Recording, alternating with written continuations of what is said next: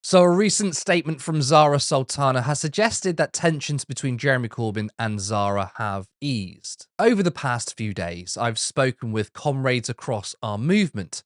For the sake of the party, and as an act of good faith, I would not be pursuing legal proceedings despite the baseless and unsubstantiated allegations against me. The directors of MAU Operations Limited have issued a welcome statement clarifying the legal and financial situation.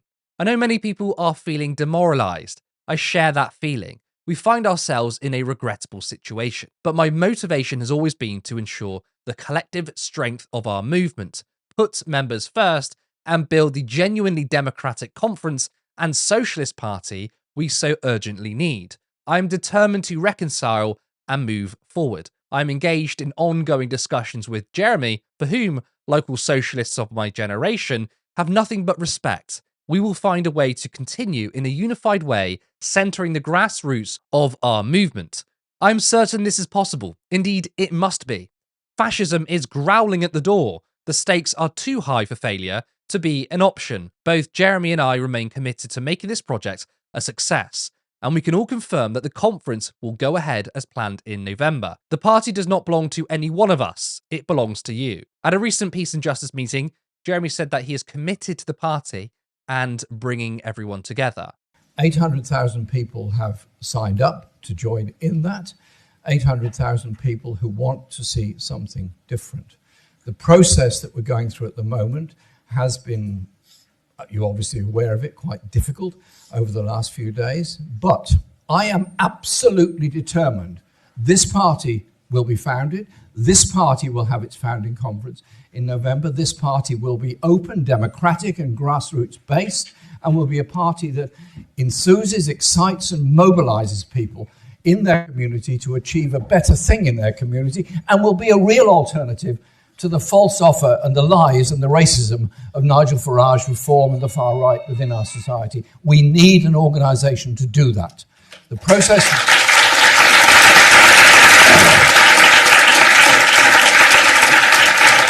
And the process that's going on at the moment, despite what some people have discussed endlessly on social media is such a blessing and such a curse at the same time, isn't it?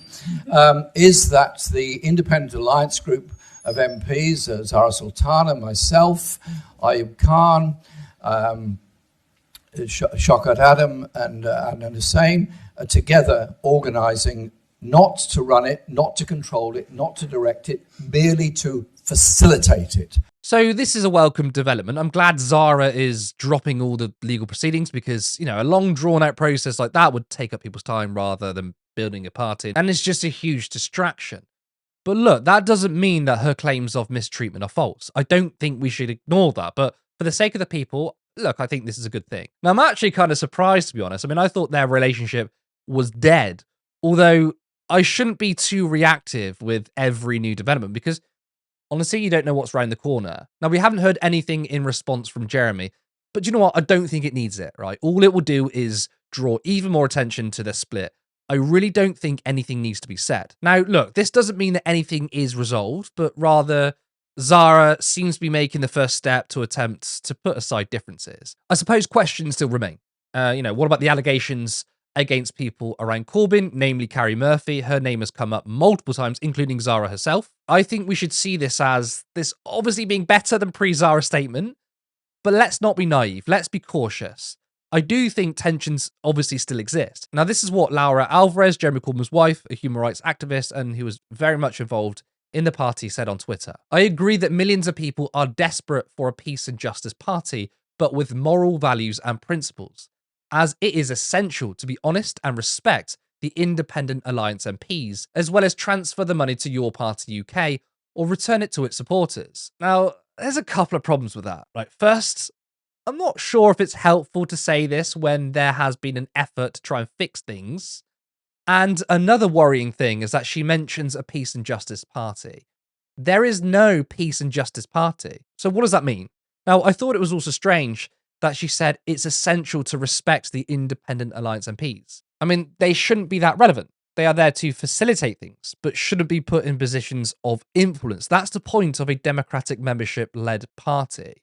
She then finished by saying the money should be transferred to Your Party UK or make refunds. Currently, the funds are being held by MAU Operations Limited. Now, as I understand it, that's under control of Andrew Feinstein, Beth Winter, and Jamie Driscoll.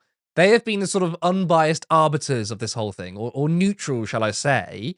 And I think it should just stay there. I'd much rather it be in neutral hands than either Zarah or Jeremy's team having it. So leave the money out of it, right? Just get on and get to conference and build a party rather than openly talk about this. Now, also, does that sound like a call to transfer funds to where the Corbyn team has it? I mean, look, this isn't personal shade to Laura. I just think let's just be very cautious. And I'm not the only one who's picked up on that. Friend of the show, Helena No Justice MTG, said this in response. There is no such thing as the Peace and Justice Party, and the fact that anyone is calling it that shows exactly what the intentions of some people were from the start. So, of course, she's pretty skeptical. Look, I do believe that there are some figures who don't really want a mass democratic party. I think both Jeremy and Zarah do, but I think we should be mindful, right? There are people behind the scenes who really don't want that.